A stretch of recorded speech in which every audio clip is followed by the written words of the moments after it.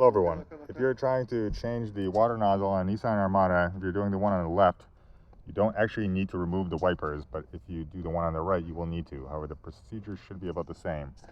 So you have a couple of these pins that you'll need a little tool like this for. Going on the corner here that you can reach in kind of like this and get it. And then you need to open up the hood. And there are three more. So there's one here, one over there, and then one that I lost that goes in the corner. I'll need to get a replacement. So at this point, this will allow you to pretty much bend back this whole part. You can see there's one more of these pins over here.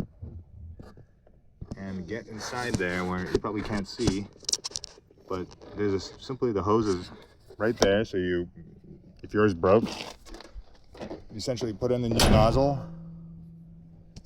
You kind of awkwardly reach your hand inside. It can be a little difficult, but simply slip the hose back on, and it's much easier to put it on than it is to take it off. It was actually quite difficult to get it off, but getting it on was easy.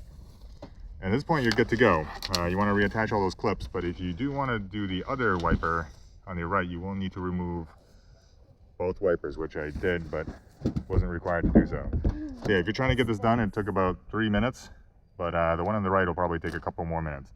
You do want to make sure you have one of these tools, because if you don't, you will rip out all these pins and essentially kind of have to buy new ones or get new clips and things like that. So yeah, it's only a couple minute operation. Hopefully this helps. Now obviously I spent a couple months riding around with this one not working, and the problem is if one of them, the hose falls off, it doesn't have any pressure and both end up not working.